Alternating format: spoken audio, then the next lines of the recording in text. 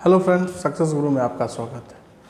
आज हम लोग जीके जीएस में उन बातों पर ध्यान देंगे जो कि आपका कुछ बिहार पुलिस कांस्टेबल जो आया हुआ है, इसका शायद एडमिट कार्ड दे दिया गया है और उसमें कुछ प्रश्न पूछे जाते हैं यहाँ से चालुक्य वंश से। उन सब तथ्यों पर आज हम लोग चर्चा करेंगे। चलिए शुरू करते हैं। सभी को राम राम। वातापी के चालुक्य वंश की स्थापना किसने किया? ठीक है, वातापी के चालुक्य वंश की स्थापना किसने किया? तो जयसिंह ने किया। यहाँ पर जयसिंह ने वातापी के चालुक्य वंश की स्थापना की। ठीक है, और यहाँ पर एक क्वेश्चन और उठता है कि बादामी के चालुक्य वंश की स्थापना किसने किया? तो वातापी के चालुक्य वंश और बादामी के चालुक्य वंश एक ही हैं। ठीक है, दोनों वातापी को ही बादामी के चालुक्य वंश से कहा जाता है। ठीक है, और वातापी की जो जयचंद्र ने वातापी के चालुक्य वंश की स्थापना किया और उसका राजधानी कहाँ है? तो वातापी या बादामी। ठीक है, प्रश्न में रहता है कि वातापी के चालुक्य वंश की स्थापना प्रश्न में रहता है कि वातापी के राजधानी की स्थापना, ऑप्शन में वातापी भी रहता और बादामी भी रहता है। इन दोनों में से इन दो ऑप्शन में ये दोनों हो सकता है। तो इस तरह का जो प्रश्न आते हैं उसमें वातापी और बादामी जो दोनों रहते हैं उसे टिक आउट करना है। चलिए आगे बढ़ते हैं। वातापी के चालुक्य वंश के सबसे प्रतापी राजा, यहाँ से ये क्वेश्चन बिहार कांस्टेबल के में जो है आए हुए हैं और आ भी सकते हैं, क्योंकि बिहार के पास जो एग्ज़ाम बिहार लेती है उसमें पूछने का जो है वो बार बार एक ही प्रश्न को पूछती भी है। प्रीवियस सेट से भी एग्ज़ाम में पूछे ही जाते हैं, इसलिए इस प्रश्न को ध्यान देना है कि वातापी के चालुक्य वंश के सबसे प्रतापी राजा किसे? पुलकेशिन द्वितीय को समझा पुलकेशिन द्वितीय है। ठीक है, चलिए आगे की ओर बढ़ते हैं हम लोग। तो अग्निस्टोम यज्ञ किसने करवाया था? ठीक है, तो पुलकेशिन द्वितीय ने करवाया था। अग्निस्टोम पुलकेशिन यज्ञ जो है वह किसने करवाया था? तो पुलकेशिन द्वितीय ने करवाया था। ठीक है, पुलकेशिन द्वितीय जो है यह मेगुती मंदिर का भी निर्माण करवाया था। ठीक है, मेगुती पूछा जाता है कि मेगुती मंदिर का निर्माण किसने करवाया था? तो पुलकेशिन द्वितीय ने करवाया था। ठीक है, चलिए आगे बढ़ते हैं। वातापी के चालुक्य वंश में परमेश्वर की उपाधि किसने धारण किया था? ठीक है, वातापी के चालुक्य वंश में परमेश्वर की उपाधि किसने धारण किया था? तो पुलकेशिन द्वितीय ने किया था। ठीक है, आगे की ओर बढ़ते हैं। पुलकेशिन द्वितीय को किसने परास्त किया था? ठीक है, यहाँ पर पुलकेशिन द्वितीय को किसने परास्त किया था? तो नरसिंह वर्मन प्रथम ने। पुलकेशिन द्वितीय को किसने परास्त किया था? तो नरसिंह वर्मन प्रथम ने। पुलकेशिन द्वितीय ने किसे परास्त करके? नरसिंह वर्मन प्रथम को कब हराया गया था? तो 642 ईस्वी में। ठीक है, यहाँ पर एक और बात की वातापी के चालुक्य वंश में परमेश्वर की जो उपाधि जो धारण किया था ये पुलकेशिन द्वितीय है, वह किसको हरा कर किया था? तो हर्षवर्धन को हराया था। ठीक है, हर्षवर्धन को हराया था। कहाँ? तो नर्मदा नदी के तट पर हराया था। ठीक है, नेक्स्ट आगे बढ़ते हैं हम लोग। ऐहोल अभिलेख का संबंध किस शासक से है? ऐहोल अभिलेख का संबंध जो है किस शासक है? तो पुलकेशिन द्वितीय से है। ऐहोल अभिलेख का संबंध किससे है? पुलकेशिन द्वितीय से है। ठीक है, ऐहोल अभिलेख जो है वह किस भाषा में लिखा गया है? तो संस्कृत में लिखा गया है। और ऐहोल अभिलेख के लेखक जो है रविकृति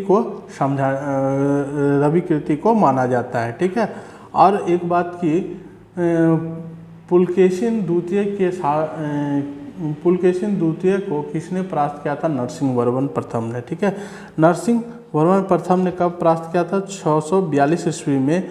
और नरसिंह वर्मन जो है वो वातापी कोंड का क्या है, वह उपाधि धारण किया था। तो प्रश्न यहाँ से आते हैं कि वातापी कोंड की उपाधि किसने धारण किया हुआ था? तो नरसिंह वर्मन ने। ठीक है,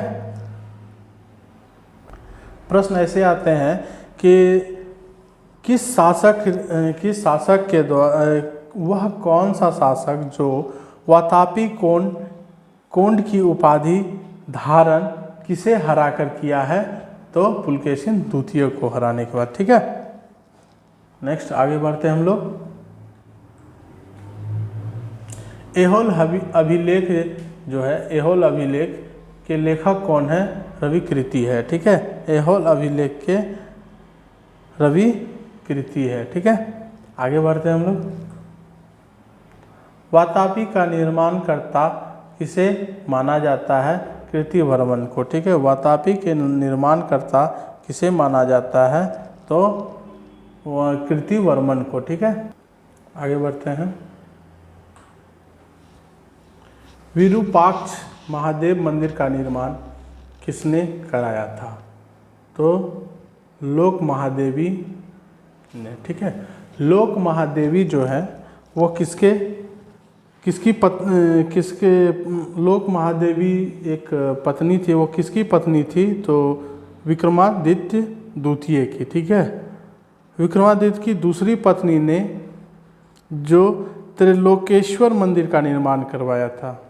ठीक है, त्रिलोकेश्वर मंदिर का निर्माण किसने करवाया था? तो त्रिलोक्य देवी ने करवाया था। ठीक है, त्रिलोक्य देवी ने करवाया था, त्रिलोकेश्वर मंदिर का निर्माण करवाया था। ये दोनों जो थी वो विक्रमादित्य द्वितीय की पत्नी थी। ठीक है, आगे बढ़ते हैं हम लोग। वातापी के चालुक्य वंश के अंतिम राजा कौन था? तो कृति वर्मन द्वितीय। ठीक है, चलिए आगे बढ़ते हैं।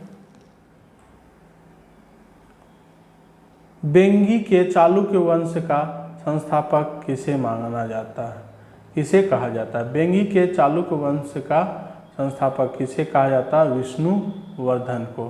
ठीक है, यहाँ पर एक और बात कि वातापी के चालुक्य वंश के अंतिम राजा किसे कहा जाता है? तो कृति वर्मन को कहा जाता है। ठीक है, कृति वर्मन चालुक्य वंश यानी वातापी के चालुक्य वंश में मंदिरों का शहर किसे कहा जाता है? किसे कहा जाता है? तो ऐहोल को किसे कहा जाता था?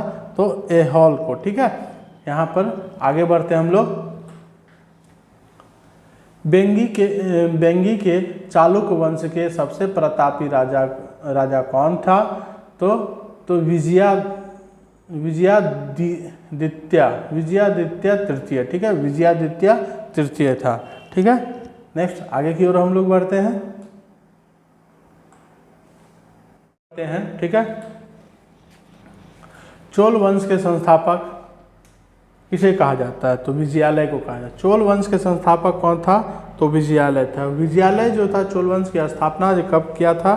तो 1850 से 87 के बीच में किया था। ठीक है, ये सब कुछ महत्वपूर्ण बातें हैं जो कि आपको याद रखनी चाहिए। और विजयालय जो है ये इसकी जो राजधानी थी वो कहाँ किया था?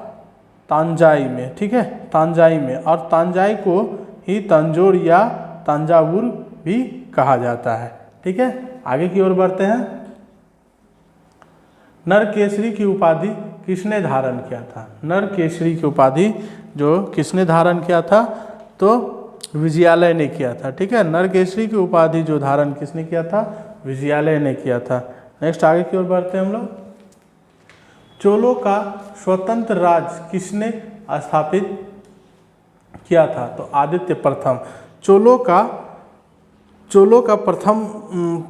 का स्वतंत्र राज्य किसने स्थापित किया था? आदित्य प्रथम ने किया था। ठीक है, आगे की ओर बढ़ते हैं। किस चोल शासक ने श्रीलंका पर आक्रमण किया था? तो राज प्रथम ने। किस चोल शासक ने श्रीलंका पर आक्रमण किया था? तो राजराज प्रथम ने। ठीक है, जब राजराज प्रथम ने श्रीलंका पर आक्रमण किया था तो वहाँ के शासक कौन थे?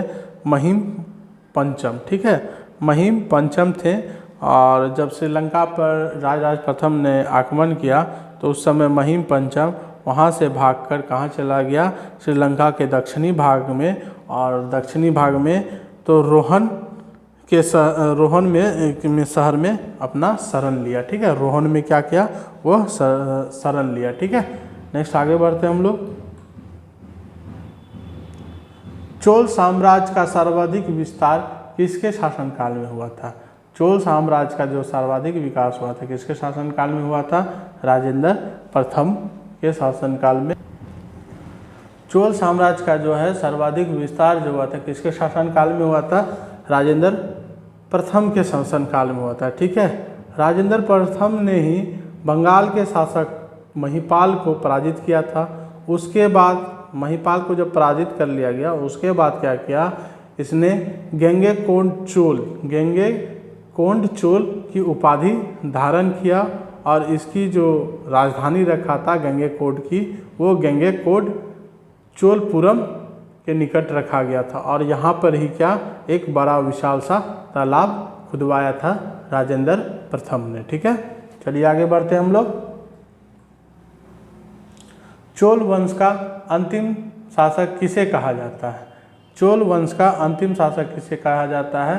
तो राजेंद्र प्रथम को कहा जाता है, राजेंद्र तृतीय को कहा जाता है। चोल वंश का अंतिम शासक किसे कहा जाता है? तो राजेंद्र तृतीय को कहा जाता है। ठीक है, आगे बढ़ते हैं हम लोग। संपूर्ण चोल साम्राज्य कितने प्रांतों में विभक्त था? तो वह 6 प्रांतों में विभक्त था। संपूर्ण चोल शासक जो साम्राज्य था वह 6 प्रांतों में विभक्त था। ठीक है,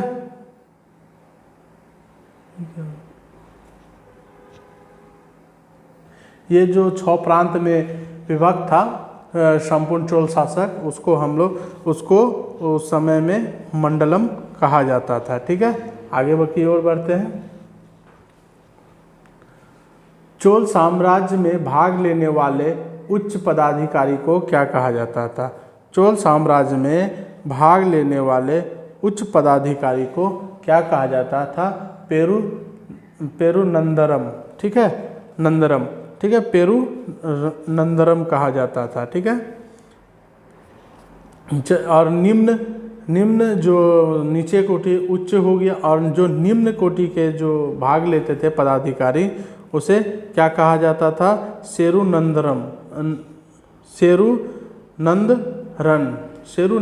ठीक है,